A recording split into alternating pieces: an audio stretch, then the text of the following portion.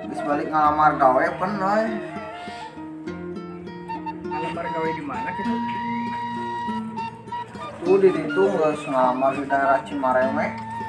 Nah, ternyata banget di workshop gitu. Oh penoy urang geus ngalamar ke kalimat pabrik. Banding lompang ngalamar teh. Ngalamar ke pabrik semen.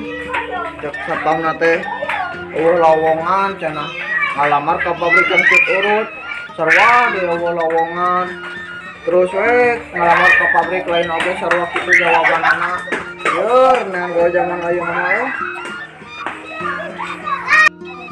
Orang si sabare karena lagi hirup jelema susah, bisa susah-susah hirup itu tong neuteuin ka ngabangsa, ngabing ngabangsa ti rakyat mah. Oh penoy. Geus mayana nang gawe hese, nang minyak hese, tong da misal manan anu sok ngaran duit ka rakyat. Di penjara. Nanya anu korupsi nama aman-aman saja heuh. Bingung anu ku zaman ayeuna.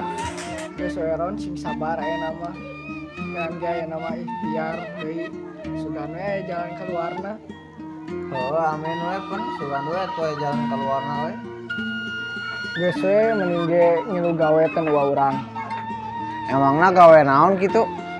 Ngeureunkeun motor arek mah. Gawe naon yang mana yang ngeureunkeun motor? Aya ngan gawena ieu mah unggal peuting. Emangna gawe naon kitu imane? Gawe kau.